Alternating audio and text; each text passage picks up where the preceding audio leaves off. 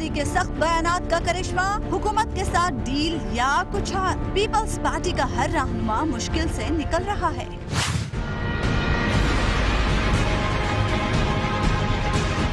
कराची वालों की बिजली के हवाले से बढ़ती हुई शिकायतें, जमात इस्लामी की के इलेक्ट्रिक के खिलाफ धरने की कोशिश।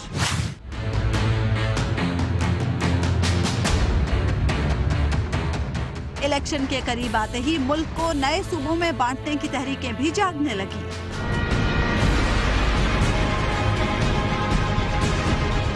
अस्सलाम वालेकुम नाज़रीन, आप देख रहे हैं प्रोग्राम खबर है और मैं हूं आपके साथ उस्मान अमान। नाज़रीन, जमात इस्लामी ने आज के इलेक्ट्रिक के खिलाफ शारा फैसल पर धरना देने के हवाले से ऐलान कर रखा था, लेकिन पुलिस एहतजाज से कबल ही जमात इस्लामी के मरकज इदारा नूर हक पहुंची और चारों तरफ से इदारे को घेर लिया गया और उसके साथ साथ कारकुनों को भी हिरासत में लिया गया पुलिस की जानिब से। और कराची में अमीर जमात इस्लामी हाफिज नईमुर रहमान भी इस वक्त पुलिस की हिरासत में हैं और हमारे साथ इस वक्त टेलीफोन लाइन पर भी मौजूद हैं। हाफिज नईमुर रहमान साहब, क्या प्लान था आप लोगों का? क्या कोई तोड़फोड़ करना थी आप लोगों को? क्या किसी इदारे पर हमला करना था जो पुलिस ने पहले ही हिरासत में ले लिया आप लोगों को? 5 दिन पहले हमने शहर में 50 मुकामात पे बैक वक्त मुजाहरे किए थे। एक पत्थर भी नहीं फेंका गया था, एक नक्सीर भी नहीं फूटी थी। ये धरना भी हमारा पुरअमन धरना अनाउंस था कि इलेक्ट्रिक की जो over billing, load shedding, meter rent के नाम पर पैसे लेना, इन सब जो इलेक्ट्रिक गुल खिला रही है और जुल्म कर रही है कराची के अवाम पर, इसके खिलाफ लेकिन नईमुर रहमान साहब, इसके खिलाफ दूसरे फोरम भी तो मौजूद है ना? अदालतें हैं, नेपरा है, वजारत पानी और बिजली है, खुद ओम्बुड्समैन का ऑफिस है, खुद के इलेक्ट्रिक के अंदर सिस्टम्स हैं। सुप्रीम कोर्ट तक तो आप लोग गए हैं ये मामला लेकर? हबीब भाई, कौन सा इदारा और कौन सा फोरम है जहां नहीं गए? नेपरा की हियरिंग में तो पाकिस्तान की वाहिद पॉलिटिकल पार्टी जमात इस्लामी थी जिसकी तरफ से मैं पेश हुआ था और पूरी बात की थी। सुप्रीम कोर्ट में हमने 1.5 साल से केस किया हुआ है, एक हियरिंग हुई है जिसमें नोटिस सर्व हो गए, केस ही नहीं चलता। 60 केसेस हाई कोर्ट में मौजूद हैं, वो नहीं चलते। 20,000 दरखास्तें एम्बेड्समैन के पास मौजूद है, वफाकी मुतसिब के पास फैसले मौजूद हैं, अमल दरामद नहीं होता। उसके बाद पुरअमन एहतजाज अगर हम करें तो उसका भी हक नहीं है कराची के लोगों को। रहमान साहब, एक प्राइवेट पार्टी है, एक प्राइवेट एंटिटी है के इलेक्ट्रिक, उसके खिलाफ इस तरह का एहतजाज आप नहीं समझते कि आपकी एक पॉलिटिकल पार्टी की तरफ से थोड़ी ज्यादती हो रही है कि आप भी किसी पुराने तर्ज की तरह के इलेक्ट्रिक को कंट्रोल करना चाहते हैं? नहीं, हम नहीं कंट्रोल। प्राइवेट तो बनाया है ना गवर्नमेंट ने, और कोई प्राइवेट और प्राइवेट नहीं है, सबके धंधे तक चल रहे हैं भाई। एमक्यूएम ने बेचा था मुशर्रफ के साथ मिलकर, मुस्तफा कमाल सिटी नाजिम थे उस वक्त और गवर्नर इशरतुल इबाद थे। इसीलिए के इलेक्ट्रिक की जितनी दहशतगर्दी हुई है उस पर टके का भी जो है ना वो इस पर कोई एहतजाज एमक्यूएम ने आज तक नहीं किया। फिर जरदारी साहब ने दोबारा बेच दिया इसको एक और पार्टी को, अब दोबारा बेचने की बात हो रही है। तो ये इनके सबके शेयर्स होते हैं भाई, इसीलिए तो एहतजाज नहीं करने देते, पुरअमन एहतजाज नहीं करने देते। नईम साहब, जब किसी फोरम पे आपकी बात नहीं सुनी गई तो एहतजाज करने से क्या हासिल होगा? एहतजाज करने से मसला हाईलाइट होगा, लोगों को बात करनी पड़ती है। हम तो पुरअमन एहतजाज कर रहे थे ना भाई, और अभी भी पुरअमन है। ये तो जबरदस्ती शेलिंग कर रहे हैं लोगों के ऊपर, शारा फैसल पे शेलिंग। हम तो शारा फैसल बंद ही नहीं करने जा रहे थे। हमने तो बात की थी इंतजामिया से कि हमें एक ट्रैक के ऊपर आधा हिस्सा पे हम खड़े हो जाएंगे और जो महज़ब तरीका एक होता है उस पर एहतजाज करेंगे। नहीं साहब नहीं, ये तो बड़ा हसास मामला है। अरे काय का हसास मामला? के इलेक्ट्रिक में क्या हसासियत है ऐसी कि जिस पर आप नहीं जा सकते वहां पर? तो उन्होंने जो है वो इस तरह से वहां पर लोगों को जो है जाने से रोका। फिर इदारा नूर हक पे तो एहतजाज भी नहीं हो रहा था, हमें तो वहां से निकलना था। उन्होंने चारों तरफ से उसको बंद कर दिया। हमने वहां पर कोई एक पत्थर फेंका, हमारी गिरफ्तारी हुई। अच्छा नईम भाई, नईम साहब एक बात बताइएगा कि नेपरा में आपकी दरखास्त जो है वो तो नेपरा ने तो क्लीन चिट दे दी के इलेक्ट्रिक को कि के इलेक्ट्रिक ओवर बिलिंग या इस तरह की किसी सरगर्मी में इन्वॉल्व नहीं है, तो अब भी आप एहतजाज कर रहे हैं? बिल्कुल करेंगे। जब देखें ना, हमने तो बात ही नेपरा, आप मेरी उस हेयरिंग को देख लें जिसकी क्लिप्स मौजूद हैं, जिसमें मैंने कहा था कि भाई मसला तो आप ही लोगों का है। आपके पास जितने केसेस आते हैं 20% के इलेक्ट्रिक के खिलाफ और 80% आप के इलेक्ट्रिक के हक में फैसले देते हैं। फिर जो के इलेक्ट्रिक के खिलाफ फैसला होता है वो कोर्ट चले जाते हैं, वहां उनको स्टे मिल जाता है। आप नेपरा पर अदम एतमाद का इजहार कर रहे हैं? 100% अदम एतमाद। अगर वो अपना रोल प्ले करता और हुकूमत जो है वो अपना रोल प्ले करे तो ये इस तरह की प्राइवेट ऑर्गेनाइजेशन क्यों इस तरह बरकी दहशतगर्दी करें? इसलिए हम ये समझते हैं कि देखें, मसले का हल ये नहीं है, मसला पुरअमन तरीके से रिजॉल्व होना चाहिए।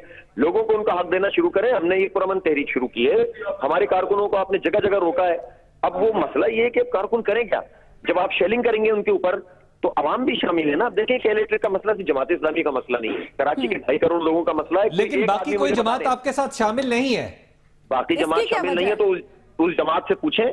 मैंने तो चंद जमातों के नाम लिए जो खुद इन्वॉल्व हैं इन तमाम चीजों में, उनका हिसाब किताब बने हुए, तो वो क्या एहतजाज करेंगे? नईम साहब, प्राइवेट एंटिटी है के इलेक्ट्रिक, तो क्या वजह है कि कभी भी इसके खिलाफ कोई भी एहतजाज के लिए आता है तो हुकूमतों की जानिब से एहतजाज नहीं करने दिया जाता? 16 अरब रुपए का बेचा था, ठीक है, 175 अरब रुपए का दूसरी पार्टी को बेच रहे हैं, जनरेशन में 1 यूनिट का इजाफा नहीं किया, ठीक है, लाइन लॉसेस कम नहीं हुए। ये पैसे कहां से वसूल हुए हैं? कराची के लोगों के अरबों रुपए, इन अरबों रुपए से रिश्वतें देते हैं पार्टियों के लोगों को, जब तो बिका था ये, जब तो जो हुकूमत में शामिल जमातें रही हैं जिनके मैंडेट आप कुछ मेरा ख्याल है ज्यादा बड़े चार्जेस आप लेवल कर रहे हैं आप दूसरों की गैर मौजूदगी में। अब चूंकि आप गिरफ्तार हैं तो मेरा ख्याल है फ्रस्ट्रेट ना हो, आपको तवक्को रखनी चाहिए कि मुल्क का सिस्टम जो है कोई ना कोई रास्ता निकाल देगा। मेरे प्यारे भाई, ये गिरफ्तारियां में फ्रस्ट्रेट नहीं करती, अल्लाह का शुक्र है हम आराम से मतलब गिरफ्तार भी हुए हैं, आजाद भी हुए हैं, कोई मसला नहीं है। लेकिन देखिए जिस तरफ ये एहतजाज, पुरअमन एहतजाज को ये इंतजामिया गड़बड़ कर रही है और जगह जगह शेलिंग शुरू कर दी है इन्होंने।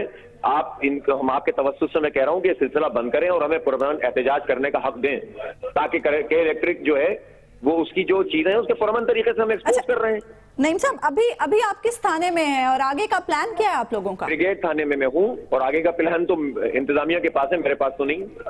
तो आपको कभी के इलेक्ट्रिक ने मुज़ाकरात की ऑफर नहीं की कि आप बैठे मामलात को समझें और देखें? कोई संजीदा बात नहीं करते हैं, आए बाएं शाये करते हैं। हम देखें, हम उन लोगों में नहीं है कि जो आ गए हैं वो लड़ना शुरू कर दें, हम तो बातचीत करना चाहते हैं।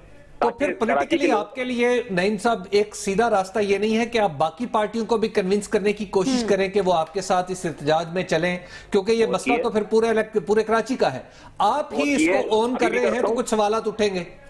नहीं, हम भी करेंगे। मैं सारी पार्टियों से कहता हूं कि एहतजाज करें, मैं सारी पार्टियों से कहता हूं कि इस मसले को रिजॉल्व करने के लिए आगे बढ़ें, लेकिन मैंने कुछ मसाइल बताए ना, तहफुजात बताए ना आपको कि क्यों नहीं करते लोग। तो इसलिए मसला ये है कि अगर लोग नहीं करते तो मैं तो पीछे नहीं हट सकता ना, पीटीआई से बात की, तो नहीं हट सकती।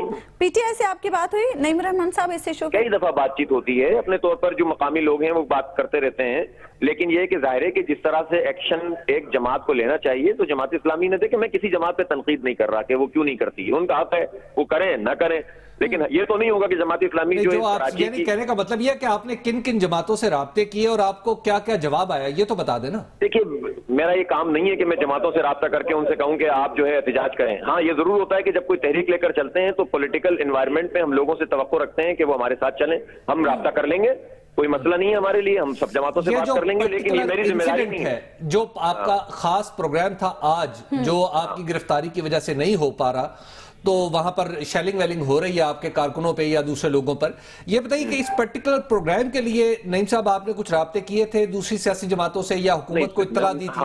हमने हुकूमत को इत्तला दी थी, हमने पीपल्स पार्टी के लोगों से भी बात की थी, हमने इंतजामिया से भी बात की थी, तहरीरी तौर पर उन्हें लिखा भी था कि हम एहतजाज कर रहे हैं, और हम उनसे मुज़ाकरात भी कर रहे थे कि हम किस तरह पुरअमन तरीके से, और एक गिव एंड टेक होता है कि तरीके के साथ उनकी कुछ बात मान लें, कुछ अपनी बात मान लें और एक पुरअमन एहतजाज करें। लेकिन मसला ये कि इन्होंने तो सब कुछ जो है वो तो है।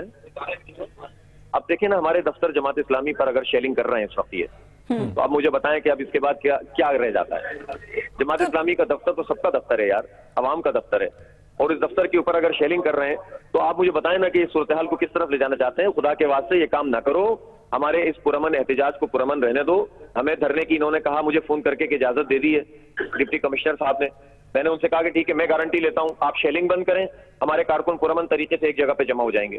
लेकिन अब जगह जगह शेलिंग शुरू कर दी, हमारे दफ्तर के सहन में अगर शेल गिरेंगे और फायरिंग भी कर रहे हैं, तो ये हो क्या रहा है? मेरी तो समझ से बाहर आ रही है, किसकी साजिश हो रही है, ये क्या साजिश हो रही है? ठीक है नईम रहमान साहब, आप हमारे साथ रहेगा, एक ब्रेक लेंगे नाज़रीन, और ब्रेक के बाद गुफ्तगू के सिलसिले को हम आगे बढ़ाएंगे।